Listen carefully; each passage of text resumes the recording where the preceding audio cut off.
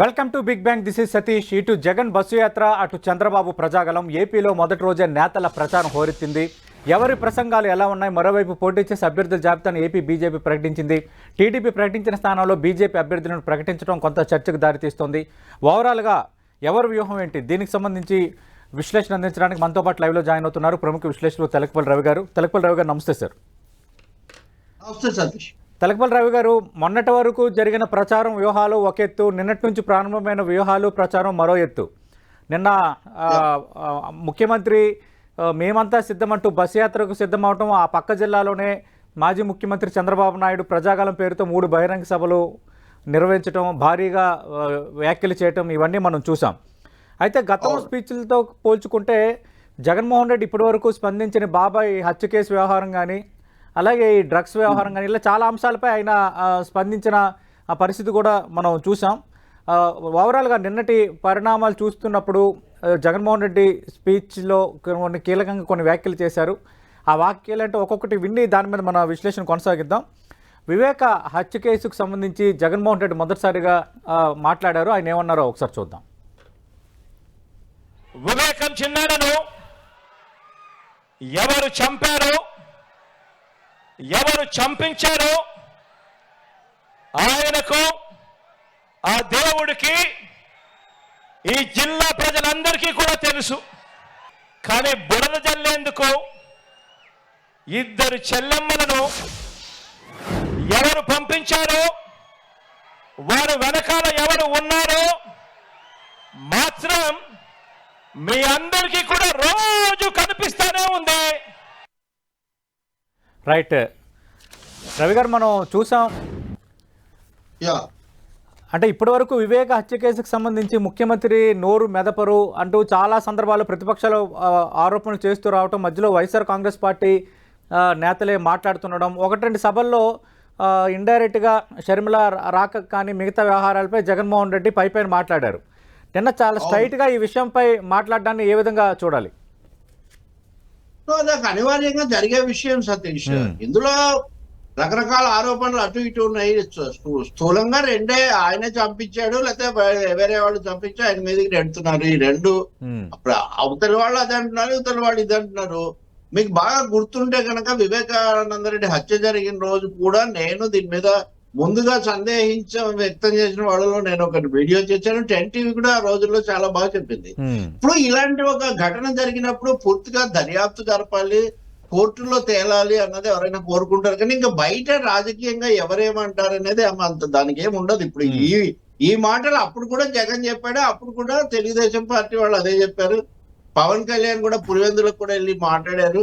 అప్పటి నుంచి ఇప్పుడు తేలలేదు. కాబట్టి ఇంకా దాని మీద ఏకపక్షంగా ఒకరు చెప్పింది రైట్, ఒకరు చెప్పింది తప్పు అని అనాల్సిన అవసరం లేదు. కానీ సమస్య అంతా ఎక్కడ వచ్చిందంటే అదనంగా జగన్ కు కానీ లేదా రాజకీయంగా వివాదం పెరగడానికి షర్మిల రంగ ప్రవేశం చేసి ఆమె మాట్లాడటం. అప్పుడేమో జగన్ తో ఉన్నటువంటి డాక్టర్ సునీత నాకు నిజాలు తెలిసాయి అనుకుంటూ ఆమె కూడా ఆయన కూడా అనే పరిస్థితి రావటం. సో ఇక్కడ చెల్లెళ్ళు అంటున్నప్పుడు ఇంకా వాడు రోజు అంటున్నప్పుడు ఏ నాయకుడైనా లేదా ఏ వ్యక్తి అయినా, నాయకుడు కూడా అక్కర్లేదు, అవతల వాళ్ళు అంటున్నప్పుడు తప్పకుండా అంటారు కదా. కాబట్టి నిన్న ఆయన దాన్ని ఆ సమస్యను ఇంకా దాటివేయడం సాధ్యమయ్యే విషయం కాదు. దాని మీద తన వాదన ఏదో తను వినిపించాలని గట్టిగా ఆయన నిర్ణయానికి వచ్చినట్టున్నాడు, చెప్పదలుచుకున్నారు కూడా. ఇంకొకటి కూడా వాళ్ళిద్దరు కాకుండా ఆ కుటుంబంలో ఇంకెవరు కూడా కలిసిన పరిస్థితి కూడా లేదు. నేను ఇవన్నీ వాస్తవాలు చెప్తున్నా. కొంతమందికి ఇలా చెప్తే నచ్చదు, చెప్పేయాలి అని చెప్తారు. ఎవరినైనా కానీ ఇప్పుడు వంగవేటి రంగా విషయంలోనే ఎవరు చెప్పేది వాళ్ళు చెప్తుంటారు. ఇంకా ఒకటే చెప్పాలి అంటే ఇంకా అప్పుడు కోర్టులు వీటన్నిటికి ఏమి ప్రాధాన్యత ఉండదు. అందువల్ల కేవలం ఆరోపణ వీళ్ళు చేస్తున్నారో, ఆరోపణ వాళ్ళు చేస్తున్నారో అనే దానికంటే కూడా నా వాదన నేను చెప్తాను, చెప్పాల్సిన సమయం వచ్చింది, ఇంకా ఈ ఉపేక్షించి దీని మీద దాటవేసి లాభం లేదు అన్న అభిప్రాయానికి ఆయన వచ్చి ఉండాలి. తర్వాత అవినాష్ రెడ్డి కూడా పక్కనే ఉన్నాడు, అవినాష్ రెడ్డిని కూడా పరిచయం చేశాడు కదా. ఇంక ఇందులో పెద్ద దాగుడు మూతలు కానీ ఏమీ లేవు. మీరు అన్నట్టు యుద్ధం అనేది ప్రత్యక్షంగా ఇప్పుడు మొదలైన తర్వాత అవతల వాళ్ళు తన మీద విమర్శలు చేస్తున్నప్పుడు ఒక ముఖ్యమంత్రి లేదా ఒక పార్టీ అధినేత వాటిని ఇగ్నోర్ చేసే, విస్మరించేటటువంటి అవకాశం ఎట్లా ఉండదు కదా. కాబట్టి ఆయన వాదన వాళ్ళ వాదన ఏది నిలబడుతుందో అది ఎప్పుడు కోర్టులో తేలుతుందో అప్పుడు చూడాల్సిందే. ఈ లోపల కాకపోతే ఒకటే 2 ఎన్నికల్లో కూడా ఒకటే హత్య, అప్పుడు ఇప్పుడు కూడా అదే సమస్య కాదు. కుటుంబంలో కూడా ఒక ఇద్దరు అటు చేరారు. బీజేపీ, ఎన్డీఏ, ఇండియా దాని తరఫున షర్మిల మాట్లాడటం అదొక రాజకీయ సమస్య. ఇంట్లో జరిగిన, కుటుంబంలో జరిగిన ఈ హత్య, దీనికి సంబంధించి చేసే ఆరోపణలు ఇవి వేరే. ఈ రెండింటినీ మనం సపరేట్ చేయాలి. Sentimental issues, family issues, judicial issues. కాబట్టి మనం అది చూడాల్సి ఉంటుంది. అంతేగాని జగన్ నిన్న చెప్పడం పూర్తిగా, నిన్న జగన్ చెప్పిన దాంట్లో చివరి అంశం ఏంటంటే హంతకుడు తిరుగుతున్నాడు అని. హంతకుడు జైల్లో ఉండకుండా బయట ఉన్నాడని. బహుశా ఆయన ప్రస్తావన దస్తగిరి గురించి అయి ఉండదు. దస్తగిరి కూడా ఎన్నికల్లో పోటీ చేస్తానని ప్రకటించి ఉన్నాడు కాబట్టి బహుశా అది కూడా దృష్టిలో పెట్టుకుని ఆయన మాట్లాడుతుండొచ్చు. ఇది అనివార్యంగా అర్థం చేసుకోదగిన విషయమే. సార్, అలాగే నిన్న ముఖ్యమంత్రి ప్రసంగంలో ఎన్టీఆర్ ప్రస్తావన తెచ్చారు. ఆయన ఏమన్నారు ఒకసారి? నిజానికి సతీష్, నేను ప్రతిపక్షాలు కూడా ఒక మేరకు తప్ప దాని మీద ఎక్కువగా బ్యాంక్ అయిపోయి దాన్ని బట్టి ప్రజలు తీర్పిస్తారు అన్నట్టుగా భావించడం. నేను హిందూ కూడా 5 అంశాలు ప్రభావితం చేస్తాయన్నప్పుడు ఇది కూడా ఒక అంశం అన్నట్టుగా వాళ్ళు మెన్షన్ చేశారు. నిజానికి ఒక 5 ఏళ్ల తర్వాత కూడా అంశానికి అంతే ప్రాధాన్యత ఉంటుందా? అక్కడ వాళ్ళు ఎన్నికల్లో నిలబడితే ఎటుంటుందంటే ఖచ్చితంగా ఈనాటి సమస్యలు ఇక్కడ ప్రభావం చూపిస్తాయి తప్ప ఆ అంశాన్ని బట్టి ఇప్పుడు ఏదో ఓటింగ్ అంతా జరుగుతుంది, అదే నిర్ణయిస్తుందని దాని చుట్టూనే తిరగడం కూడా పెద్ద ఆలోచన లేనిదే. ఎందుకంటే ఒకసారి ఎదురుదాడంటూ ప్రారంభించిన తర్వాత ఆ స్వభావం మారిపోతుంది. రైట్. అలాగే నిన్న సీఎం ఎన్టీఆర్ ప్రస్తావన తెచ్చారు ప్రసంగంలో. ఆయన ఏమన్నారు ఒకసారి చూద్దాం. బతికి ఉంటే వివేకానంద రెడ్డి గారు శత్రువు, ఆయన్ను వీరే చంపేసిన తర్వాత మాత్రం చేసేది శవ రాజకీయాలు, కుట్రలు. బతికున్న ఎన్టీఆర్ను వీరే చంపేస్తారు వెన్నుపోటు పొడిచి, చనిపోయాక వీళ్ళే ఎన్టీఆర్ శవాన్ని లాక్కుని విగ్రహాలు ఊరూరా పెట్టి దండలు వేసి దండం పెడుతున్నారు. ఒకసారి గమనించండి వీరికి ఉన్న వాల్యూ సిస్టమ్స్ అనేటివి ఎంత దయనీయంగా ఉన్నాయి అని. రవి గారు, ఈ కామెంట్పై మీ స్పందన ఏంటి సార్? ఇది కూడా అంతే కదా. ఇప్పుడు ముందు నుంచి వైసీపీకి చంద్రబాబుకు మధ్య యుద్ధంలో అతి ముఖ్యమైనది మీరు ఎన్టీఆర్ ను పదవిచ్యుతుని చేసి మీరే కూలదోసి ఆయన మరణానికి కారకులు అయ్యారు అని వాళ్ళు ఎప్పుడూ ఆరోపణ చేస్తూ ఉంటారు. ఇప్పుడు ఇక్కడ అక్కడ మామ, ఇక్కడ బాబాయ్ అనే ఒక దీన్ని తీసుకొని వచ్చి ఈయనను కూడా ఎన్నికల్లో మీరు ఎమ్మెల్సీ ఎన్నికల్లో ఓడిచ్చారు, అది వరకు ఆయన మీద ఎదుర్కొన్నారు. నిజానికి వివేకానంద రెడ్డి కూడా విజయం మీద పోరాడిన సమస్య ఉంది. కుటుంబంలో సంబంధాలు రకరకాలుగా ఉంటాయి సతీష్. అది చంద్రబాబు, ఎన్టీఆర్ కావచ్చు, వివేకానంద రెడ్డి, జగన్, షర్మిల, లేకపోతే ఇంకెవరైనా కావచ్చు. అందువల్ల ఈ కౌంటర్ పోస్ట్ చేసి చెప్తుంది ఏంటంటే మీరు వాళ్ళు ఉన్నప్పుడు మీరు వాళ్ళతో ఏం లేరు, వాళ్ళు పోయిన తర్వాత. ఆ మాటకు వస్తే ఇప్పుడు టీడీపీ వాళ్ళు రాజశేఖర రెడ్డిని కూడా తరచూ ప్రస్తావిస్తుంటారు కదా. జగన్ కంటే రాజశేఖర రెడ్డి హయాంలో బాగా చేశాడు, ఆయన కొనసాగించాడు ఇదంతానే. ఇప్పుడు nothing is ruled out in war and politics అని, వార్ అండ్ లవ్ అని, యుద్ధంలో ప్రేమలో ఏం చేసినా చెల్లుతుంది అన్నట్టే ఇక్కడ ఎప్పుడు ఎవరు శత్రువులుగా ఉంటారో, ఎప్పుడు ఎవరు ఆరాధ్యులు అవుతారో, ఆగర్భ శత్రువులు అవుతారో ఎవరు చెప్పగలిగిన పరిస్థితి ఏమీ లేదు. సో దాన్నే ఎత్తి చూపడానికి ప్రయత్నిస్తున్నాడు. నిన్న ఇటువంటివి నేను ఒక 10 అంశాలు ఉన్నాయి నిన్న జగన్ చేసిన ప్రసంగంలో. ఆయన కొత్త నెరేటివ్స్, కొత్త ఇమేజెస్ తో ప్రజలకు కొత్త మెసేజ్ స్ట్రైట్ గా అయితే ఒక ప్రయత్నం చేశారు. అంటే ఇంతకాలం ప్రస్తావనగా తన బటన్ నొక్కడము, ఆ తర్వాత వాళ్ళతో మాట్లాడడం అనే దాంట్లో ఏదో ఒక్కటే ఒక 4 పాయింట్లు టెంప్లెట్ ఉండేది, దుష్ట చతుష్టయము, ఇట్లా ఒక 4 అంశాలు చెప్పి ముగిస్తుండేవాడు ప్రతి సభలో. ఇప్పుడు అలా కాదు, వాటిని ఎలాబరేట్ చేస్తున్నాడు ఆయన. అంటే ప్రత్యర్థుల మీద తన దాడికి ఇప్పుడు ఒక ఇది బేసిక్ సిలబస్ అని చెప్పాలి. నిన్న ఏది వైసీపీ సిలబస్ లేదా జగన్ సిలబస్ కింద లెక్క నిన్న చేసిన ప్రసంగం. వైసీపీతో పోరాడేవాడు, రాజకీయాలు నచ్చని వాడు అది కాదని ప్రత్యర్థులు దాన్ని ఇవన్నీ కూడా కావాలని కల్పిస్తున్నాడు, ఇవి నిజం కాదు అంటారు. ఆయన ఆ వాదనలో ఆయన ప్రధానంగా చేయదలుచుకున్నాడు. ఆయన ఏం దాటవేయదలుచుకోలేదు. దాటవేయడం సాధ్యం కూడా కాదు కదా ఎన్నికల పోరాటం మొదలయ్యాక. ఎన్టీఆర్ ను మీరే కోల్దోచారు, మీరే ఆయన మళ్ళీ చేస్తారు. ఇప్పుడు అంతేందుకు రామారావు మీద భారతరత్న వస్తుందని మొన్న కొన్ని రోజులు హడావుడి చేశారు. తర్వాత ఆ ప్రస్తావన ఏం లేదు కదా. లేక ఎందుకు లేదు, ఎందుకు వచ్చిందని కూడా ఎవరు అడగట్లేదు కదా. కాబట్టి అయితే నేను అప్పుడు జరిగిన పరిణామాలు మనం చూసాము. అప్పుడు ఒక పరిణామాల్లో జరిగింది. ఒకరే కూలదోచారని చెప్పలేము. ప్రతిదానికి అనేక కారణాలు ఉంటాయి సతీష్. రామారావుకు చంద్రబాబుకు మధ్యలో వైరుధ్యాలు ఉన్నాయి, వివేకానంద రెడ్డికి ఆ కుటుంబానికి మధ్యలో కూడా దూరాలు దగ్గరలు కూడా ఉన్నాయి. వీటిని మా కళ్ళతోనే చూడాలి, మాలాగే చెప్పాలంటే అది సాధ్యం కాకపోవచ్చు. వైసీపీ చూసే తీరు వేరే ఉంటుంది, టీడీపీ లేదా చంద్రబాబు సన్నిహితులు చూసే తీరు వేరుగా ఉంటుంది. మధ్యలో చూసే వాళ్ళు రెండు కోణాలు చెప్తారు. సార్ రెండు కోణాలు చెప్పొద్దు అంటే అది కష్టం. రెండు కోణాలు ఉన్నాయి అక్కడ. Yes sir. అలాగే నిన్న ముఖ్యమంత్రి ఆల్ పార్టీస్ అలాగే పొత్తులు వీటికి సంబంధించి కూడా కొన్ని కీలక వ్యాఖ్యలు చేశారు. ఆయన ఏమన్నారు ఒకసారి చూద్దాం. అందరూ కలిసి ఒక్క జగన్ మీద యుద్ధం, ఇంతమంది ఏకమై వీళ్ళంతా సరిపోవడం లేదు అని చెప్పి నా చెల్లెలిద్దరిని కూడా తెచ్చుకున్నారు. నిజంగా ఇంతమంది ఏకమై యుద్ధం చేస్తా ఉన్నది కేవలం ఒకే ఒక్కడి మీద. ఈ ఒకే ఒక్కడు ఇంతమందిని ఇంతగా భయపడిచ్చాడు అని అంటే ఈ ఒకే ఒక్కడి మీద ఒంటరిగా వచ్చే ధైర్యం ఎవ్వరికి కూడా లేదు అని అంటే కారణం ఈ ఒకే ఒక్కడికి ఉన్నది ఆ దేవుడు దయ. ఇన్ని కోట్ల గుండెలు తోడుగా ఉన్నాయన్న ఒకే ఒక్క సత్యం. గత ఎన్నికల్లో తిట్టిన పార్టీలతోనే ఏమాత్రం సిగ్గు లేకుండా, గత ఎన్నికల్లో తిట్టిన పార్టీలతోనే మళ్ళీ ఏమాత్రం సిగ్గు లేకుండా, గతంలో ఉన్న ఇష్యూస్ అదే మాదిరిగా ఉన్నా కూడా మళ్ళీ వచ్చే ఎన్నికలు వచ్చేసరికి మళ్ళీ జత కడతారు, ఢిల్లీ దాకా వెళ్ళి కూడా కాళ్ళు పట్టుకుంటారు. రైట్. రవి గారు, పొత్తులకు సంబంధించి పదే ఆయన ప్రస్తావిస్తున్న అంశం ఒకటైతే చాలా సందర్భాల్లో నేను ఒక్కడనే నాకు మీ అండే ఉంది అని పదే చెప్పడం వర్కౌట్ అయ్యేదేనా?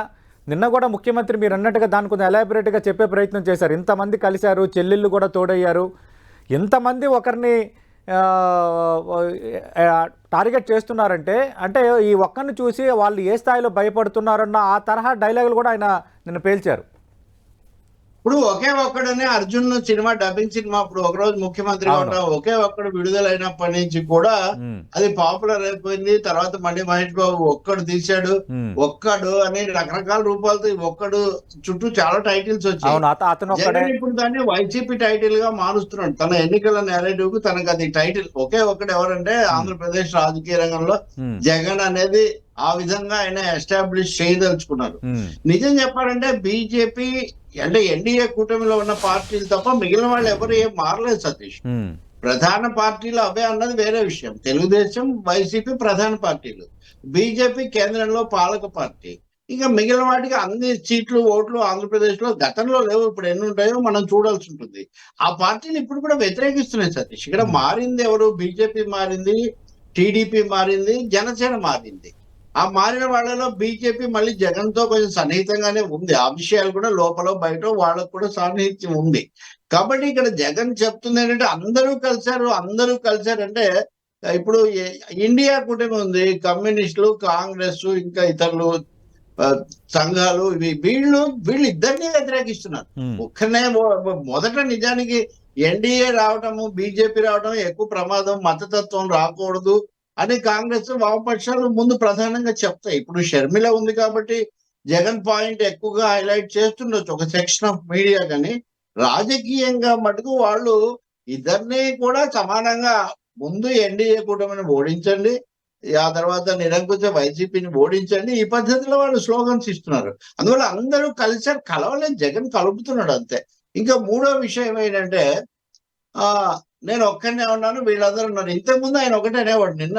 నిన్న స్పీచ్ లో మీరు గమనించవచ్చు ఏమంటే సింహం సింగిల్ గా వస్తుంది, వాళ్ళందరూ కలిసి వస్తారు. సింగిల్ సింహం ఇది వరకు ఉండేది, కానీ మీరందరూ సింహాలు అని నిన్న చెప్పాడు.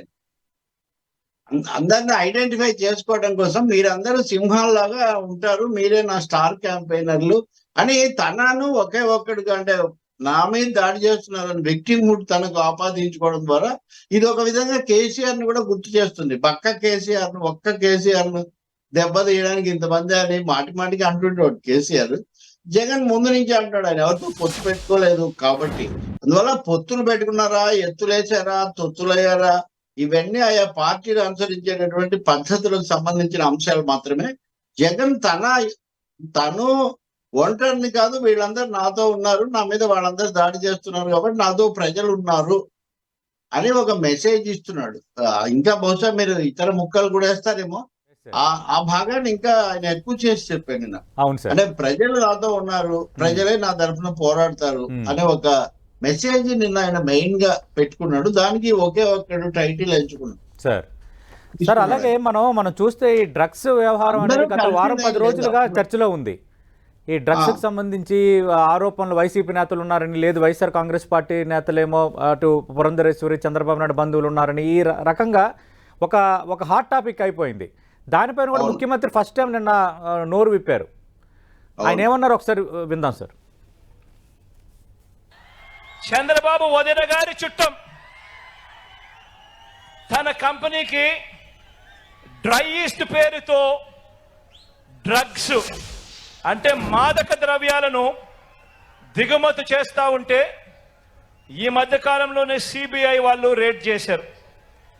ఈ రేడ్ జరిగింది అని చెప్పి తెలిసిన వెంటనే క్షణాల్లోనే ఎల్లో బ్రదర్స్ అందరూ కూడా ఉలిక్కిపడ్డారు. వారి బ్రదర్ దొరికిపోయాడని తెలిసిన వెంటనే దొరికితే తమ బ్రదర్ కాదని, దొరికాడు కనుక వారు మన మీద నెట్టేయటానికి కూడా క్షణాల్లోనే కూడా వీళ్ళంతా కూడా రెడీ అయిపోయారు. రైట్ రవి గారు, దీన్ని ఎలా అర్థం చేసుకోవాలి? అంటే డ్రగ్స్ అంశం అనేది కొంచెం రాజకీయంగా మాకు పనికొచ్చే అంశం అని తెలుగుదేశం పార్టీ నేతలు అంటున్నారు. నిన్న ముఖ్యమంత్రి దీనిపైన వివరణ ఇచ్చారు. ఇది కూడా పొలిటికల్ కౌంటర్. ఇప్పుడు ఈ డ్రగ్స్ కంటే కూడా ఆంధ్రప్రదేశ్ కి ఇప్పుడు పొలిటికల్ డ్రగ్స్ అనేవి ఎక్కువ ప్రమాదకరంగా ఉన్నాయి. విశాఖపట్నంలో 25,000 కిలోల మత్తు పదార్థాలు డ్రగ్స్ దొరికితే వాటి మీద అసలు ఇంకా అక్కడ అధికారిక ప్రకటన వెలువడక ముందే ఇటు అధికార పక్షం, అటు ప్రధాన ప్రతిపక్షం లేదా మాజీ పాలక పక్షం ఒకరితో ఒకరు బహిరంగంగా ఆరోపణలు చేసుకునే పరిస్థితి రాష్ట్రంలో ఉందంటే దర్యాప్తు జరగాలి కదా దీని మీద. నిజానికి ఇంత సమాచారం ఉంటే ప్రభుత్వం అంతకు ముందే ఎందుకు చర్యలు తీసుకోలేదు? ప్రతిపక్షానికి కనుక అంత పక్కా సమాచారం ఉంటే వాళ్ళెందుకు తీసుకోలేదు? చాలా ఇంకా డ్రగ్స్ కానీ అమ్మాయిల అదృశ్యం కానీ ప్రతి దాన్ని రాజకీయ చర్చగా వివాదంగా మారుస్తున్నారు. కానీ అసలు సమస్యల మూలాల్లోకి పోవట్లేదు, సమస్యను పక్కదోవ పట్టిస్తున్నారు. ఇప్పుడు ఇక్కడికి వచ్చేసరికి ఈ రెండో ఆరోపణలు కూడా విచారించాల్సిందే. వాళ్ళకుందా వీళ్ళకుందా, వాళ్ళ మీద వీళ్ళు. నేను నిజానికి వివేక హత్య మీద కూడా ఆ రోజుల్లో అంటుండేవాడిని. ప్రతిపక్ష నాయకుడిని, ముఖ్యమంత్రిని, అంటే అప్పుడు ముఖ్యమంత్రి చంద్రబాబు, వాళ్ళిద్దరిని కూర్చోబెట్టి ఇంటరాగేట్ చేయండి, వాళ్ళు బహిరంగ సభల్లోనే చెప్తున్నారు కదా, వాళ్ళని బాధ్యతగా చెప్తారు కదా, వాళ్ళని అడిగి మీరు తీసుకోండి అని. అలాగే ఇప్పుడు కూడా ఒక ముఖ్యమంత్రి చెప్తున్నారంటే ప్రభుత్వం దగ్గర ఆధారాలు ఉన్నాయా? ఉంటే వాళ్ళు అందజేస్తే తప్పకుండా అయిపోతుంది. నాకు ఇక్కడ ఒకటే మిస్సింగ్ లింక్ ఏంటంటే కేంద్రం రాష్ట్రం కూడా లేవు, ఎన్నికల సంఘం పాలిస్తుంది అని అనుకుంటే కూడా ఆ కస్టమ్స్ శాఖ కానీ, మాదక ద్రవ్యాల నిరోధించే నార్కోటిక్స్ కు సంబంధించిన వాళ్ళు కానీ వాళ్ళెందుకు మౌనం పాటిస్తున్నారు?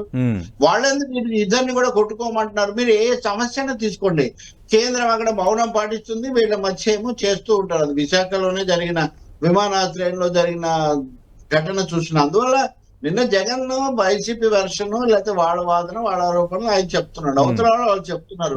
ఇక్కడ కీలక పాత్ర వహించే కేంద్రం ఎందుకు మౌనం వహిస్తుంది? సో కేంద్ర రాష్ట్రాలు లేదా యంత్రాంగం, పార్టీలు ఇప్పుడు లేవనుకుంటే కూడా వాళ్ళు దీనికి బాధ్యత తీసుకొని వెంటనే రంగంలోకి దిగాలి. ఎదురుదాడి అయితే చేస్తారు. ఇంకా విమర్శ తీసుకొని మౌనంగా ఉండే పరిస్థితి అయితే లేదు అని జగన్ నిన్న సంకేతం ఇస్తున్నారు. ఇప్పుడు పురంధేశ్వరి పరువు నష్టం కేసు వేశారు అని ఒకటి నిన్నంతా కనబడుతుంది. వేస్తుండొచ్చు, చాలా మంది మీద వేస్తారు. మరో కామెంట్ కూడా చేశారు, భారతీయ జనతా పార్టీ అంటే బాబు జేబులో పురంధరేశ్వరి అని సీఎం మరో కామెంట్ చేశారు. అదే వాళ్ళ ప్రధాన ఆరోపణ అది. మరి పురంధేశ్వరి బీజేపీ కదా, మరి బీజేపీని అంతగా అనలేదు నిన్న. కాకపోతే ఒకసారి మోడీ అనే పేరు కూడా తీసాడు జగన్ మొదటిసారి. నిన్న మోదీ ఏమో ఈయన పేరు పార్టీగా తీస్తే ఈయన కూడా పార్టీగా తీసాడు, మోడీతో కూడిన చంద్రబాబు నాయుడు అని. సో పురంధేశ్వరి బాబు ఒకరే, అందుకనే వాళ్ళే ఆ పార్టీలో టీడీపీ లాబీయే పనిచేస్తుంది అనేది వీళ్ళ ప్రధానమైన ఆరోపణ. అందుకని ఈ అంశం మీద స్పష్టంగా అంటే ఇంక మీద ఇవన్నీ నేరేటివ్ సతీష్. మీరు 21 రోజులు జగన్ స్పీచ్ లో ప్రతి చోట మీరు వింటూ ఉంటారు. దీన్ని పరిష్కరించాల్సింది సంబంధిత సంస్థల ఎన్నికల సంఘం. ఉదాహరణకు వాళ్ళు ఇంటింటికి వచ్చి ప్రచారం చేయాలన్నా కరపత్రం పరచాలన్నా మా పర్మిషన్ తీసుకోవాలని చెప్తున్న వాళ్ళు సార్. ఇంత పెద్ద పెద్ద ఆరోపణలు వస్తుంటే వీటి మీద ఎందుకు స్పందించారని. Yes sir. అలాగే నార్కోటిక్స్ డివిజన్ కేజ్రీవాల్ అంతగా పర్సు చేస్తున్నారే ఎన్నికల సమయంలో కూడా, మరి ఈ విషయాన్ని ఎందుకు పర్సు చేయరండి? సమాధానం లేవు. Okay. ఇది కేంద్రం యొక్క ఉదాసీనత, వాళ్ళ రాజకీయం కూడా దీంట్లో ఉంది. జగన్ సూటిగా కౌంటర్ ఇస్తున్నాడు. ఇంకా trying to counter Okay. Opposition argument. అది ఇంకా రెండు ఉంటాయి కదా, ఒకటే వినాలని ఎవరన్నా చెప్తే అవును సార్. సాధ్యం రవి గారు, కాదు. నిన్న చంద్రబాబు నాయుడు ప్రజాగలం సభలో కూడా కొన్ని వ్యాఖ్యలు చేశారు. ఆయన ఏమన్నారు ఒకసారి విందాం సార్. నేను ఒకటే చెప్తున్నా మీ అందరికీ, సంపద సృష్టించడం తెలిసిన పార్టీ తెలుగుదేశం పార్టీ, సంక్షేమ కార్యక్రమాలకు నాంది పలికిన పార్టీ తెలుగుదేశం పార్టీ. ఒక ఇండస్ట్రీ వస్తే ఉద్యోగాలు వస్తాయి, ఉద్యోగాలు వస్తే కొనుగోలు శక్తి పెరుగుతుంది, త్రాగునీరు వస్తే పంట పొలాల్లో మంచి పంటలు వేసుకుంటారు, పొలాల్లో పండిన పంట అమ్ముకుంటే ఆదాయం పెరుగుతుంది. ఆ విధంగా సంపద సృష్టించడం తెలిసిన పార్టీ తెలుగుదేశం పార్టీ. దీనివల్ల మీ భూముల విలువలు పెరుగుతాయి, కొనుగోలు శక్తి పెరుగుతుంది, మీ జీవితాల్లో వెలుగు వస్తుంది. అలాంటి కార్యక్రమాలతో మనం ముందుకు పోయాం. మా మూడు పార్టీలు ఒకరు ఎక్కువ ఒకరు తక్కువ కాదు. రాష్ట్రాన్ని కాపాడుకోవడానికి ముగ్గురం కలిసి నడుస్తున్నాం ఎన్నికల కోసం. కేంద్రంలో బీజేపీ ఉంది అధికారంలో, మళ్ళీ అధికారంలోకి వస్తుంది. పవన్ కళ్యాణ్ గారు మొదటి నుంచి చెప్తున్నారు, వైసీపీ విముక్త రాష్ట్రమే నా లక్ష్యం అని చెప్పిన వ్యక్తి పవన్ కళ్యాణ్ గారు. అందుకే నాకు అనుభవం ఉన్నాం, ముగ్గురం కలిసి పోరాడుతున్నాం. ఈ రాష్ట్రాన్ని మళ్ళీ గాడి తెప్పిన పరిపాలన ఘాట్లో పెడతాం, రాష్ట్రాన్ని ఆదుకుంటాం. తల్లి రైట్. రవి గారు, ఎప్పుడు చంద్రబాబు నాయుడు ఈ కామెంట్స్ ఎప్పుడు చేస్తూనే ఉన్నారు. కానీ నిన్న బీసీలకు 50 ఏళ్ళకే పింఛన్ ఇస్తాను, అలాగే వాలంటీర్లకు జీతాలు పెంచాల్సిన అవసరం ఉంది, అలాగే పింఛన్లకు సంబంధించి అందరూ ఇక్కడికే రావాలనే నిబంధన లేదు, మీరు ఇక్కడ లేకపోయినా మీకు పింఛన్ ఇస్తాము అంటూ కొన్ని వ్యాఖ్యలు చేశారు. దానిపైన మీ కామెంట్ ఏంటి సార్? అంటే ఇప్పటి వరకు కూడా పంచి పెట్టడం కాదు అని పదే పదే వీళ్ళు అంటుండేవాళ్ళు. కానీ అంతకంటే కూడా మేము ఎక్కువ ఇస్తామన్న పద్ధతిలో తెలుగుదేశం ముందుకు వచ్చింది. నిన్నటికి వచ్చేసరికి ఈ సంపద సృష్టించడం అంటారా, చాలా సంపద సృష్టించారు. ఆ సంపద అంతా ఎవరికి పోయిందనే ప్రశ్న ఉత్పన్నమవుతుంది. ఇక్కడ టీడీపీ హయాంలో జరిగిందని విమర్శించడం అంటే వెంటనే ఏదో జగన్ అని ఎవరన్నా అనుకుంటే వాళ్ళ పొరపాటు. అది సంపద సృష్టించడం అనేది ఆ కార్పొరేట్ విజన్ నుంచి, హైటెక్ విజన్ నుంచి బయటకు వచ్చారా లేదా చంద్రబాబు అనేది ఇక్కడ కీలకమైన ప్రశ్న. ప్రజలు కానీ ఆయన వెనకున్న వాళ్ళు కానీ కోరుకుంటుంది. ఆ విషయంలో మార్పు లేదు. ఆయన ఏదో పెట్టుబడులు వస్తాయి, అవి వస్తాయి, ఇవి వస్తాయి, ఎక్కడి నుంచి ఏం రావండి. స్థానిక పరిస్థితులను బట్టి ఇప్పుడు సైబర్ సిటీకి వచ్చాయంటే హైదరాబాద్ కి అప్పుడున్న పరిస్థితిని బట్టి వచ్చాయి. మరి అదే అమరావతిలో ఎందుకు జరగలేదు? కాబట్టి పిడుక్కు బియ్యానికి ఒకటే మంత్రం అని ఒకటే ఫార్ములా, దాని నుంచి బయటికి రావాల్సిన అవసరం ఉంది. రెండోది, రాజకీయంగా బీజేపీతో కలిసి చేస్తాననేది నిజానికి మొదటి అబ్జెక్షన్ అక్కడే వస్తుంది. ప్రత్యేక హోదా ఇవన్నీ ఇవ్వలేదని మీరే తిట్టిపోశారు, మీరే ఆందోళన చేశారు. అప్పుడు విమర్శించినందుకు నాకేం అభ్యంతరం లేదు. ఇప్పుడు ఎందుకు విమర్శించట్లేదు? అవన్నీ చేయలేదు కదా బీజేపీ, అప్పుడు ఏమేం చేయలేదు, అవన్నీ ఇప్పటికి కూడా చేయలేదు. ఇప్పుడు పవన్ కళ్యాణ్ అప్పుడు విమర్శించారు ఇద్దరిని, మళ్ళీ ఇద్దరితో కలిశారు. ఈ వైరుధ్యాలకు సమాధానం ఏముందండి? తమాషం అంటే నిన్న చంద్రబాబు రాజకీయ కామెంట్ కూడా చేశారు. ఏమనంటే 5 ఏళ్ళు ఇప్పుడు నేను బీజేపీతో కలిసినందుకు విమర్శిస్తున్నావు, 5 ఏళ్ళు నేను వాళ్లతోనే కదా కలిసి ఉన్నావు అని ఆయన ఎదురు ప్రశ్నిస్తున్నారు. అంటే వెరసే ఈ పార్టీలు రెండు కూడా ఆ పార్టీ చుట్టూనే తిరుగుతున్నారనే ఒక ధోరణి కూడా మనకు కనిపిస్తుంది. ఇంకా 50 ఏళ్లకు బాగా గుర్తుంది, 40 ఏళ్లకు పెన్షన్ 50 ఏళ్లకు పెన్షన్ అని జగన్ ప్రతిపక్ష నాయకుడిగా మొదట్లో అన్నప్పుడు అంత తొందరగా పెన్షన్ ఇస్తారా, అసలు ప్రజల ఆయుర్దాయం పెరిగిపోయింది, ఈ ఆలోచన చాలా తప్పని చాలా చర్చలు కూడా జరిగాయి. ఒక నెగిటివ్ ఇంపాక్ట్ క్రియేట్ అయింది. ఇదే అయింది. మరి ఇప్పుడు అంటే ప్రతి వాళ్ళు కూడా పనేలా కల్పిస్తారు. ఉద్యోగాలు అయితే పెరగలేదు. ఈ రోజే మీరు పతాక శీర్షికలు నిన్న పత్రికలు చూడండి, హిందూతో సహా లేదా తెలుగు పత్రికలతో సహా నిరుద్యోగం ఎంత పెరిగింది దేశంలో అన్న ఖచ్చితమైన లెక్కలు కనిపిస్తున్నాయి.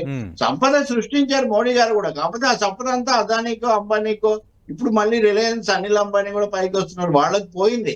సంపద సృష్టి కాదు, ఆర్థిక అసమానతలు బ్రిటిష్ వాళ్ళ కాలంలో కంటే కూడా ఇప్పుడు ఎక్కువగా ఉన్నాయని లెక్కలు చెప్తున్నాయి. ఈ కోణం చంద్రబాబులో అసలు లేదు. ఇంకా రెండవది సమర్థించుకోవడం, ముగ్గురము ఒకటే అన్నట్టుగా అంత లేదు అక్కడ.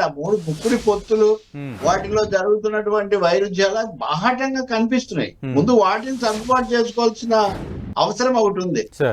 బీజేపీతో కలిసి ఎలా మీరు గత వాళ్ళ ప్రకటనలో కూడా అదే ఉంది, 10 ఏళ్లలాగే చేస్తామంటారు. అంటే 10 ఏళ్లలో ఇవన్నీ నిరాకరించారు, ఇక ముందు కూడా నిరాకరిస్తారా? మరి అలా అయితే ఎలా వస్తుంది? ఇంకా కమ్యూనలిజం అనే ప్రస్తావన లేని లేదు అసలు. నాతో ఉంటే ఎన్డీఏ బాగుంటుందంట. ఆయన ఏమంటాడు, ఎన్డీఏ హయాంలో కూడా ఇక్కడ ఏం జరగలేదు అని. ఎందుకు జరగలేదండి? ఎన్ని చర్చీలు ఇవన్నీ కూడా జరిగాయి ఘటనలు, అన్ని మీ చేతుల్లో లేవు కదా. కాబట్టి మీరు ఆ అంశాన్ని విస్మరిస్తే ఎట్లా? నన్ను గెలిపించండి నేను అడగడం వేరు, మోడీ అడగట్లేదు అది కూడా. చంద్రబాబుని గెలిపించండి, జగన్ ఓడించండి అని మోడీ చెప్పట్లేదు. సో ఈ ప్రశ్నలన్నీ ఇక్కడ ఉన్నాయి. మీతో ఎందుకు కలిసారు, వాళ్ళ దగ్గరికి ఎందుకు పోయారు, ఏం వివరణ అక్కర్లేదా ప్రజలు? రైట్ సార్, ఇది ఆంధ్రప్రదేశ్లో నిన్న మొదటి రోజు అటు ప్రతిపక్ష నేత చంద్రబాబు నాయుడు అలాగే ముఖ్యమంత్రి జగన్మోహన్ రెడ్డి ప్రసంగాల్లో చేసిన వ్యాఖ్యలు, వాటి ఇంపాక్ట్, అసలు ఈ వ్యాఖ్యల ద్వారా ఎవరి వ్యూహం ఏంటి అనేది ఎలా ఉందో దానికి సంబంధించి తెలకపల్లి రవి గారు అందించిన విశ్లేషణ. మరకాసేపటి న్యూస్ అప్డేట్స్ ప్రసారం. Stay with us.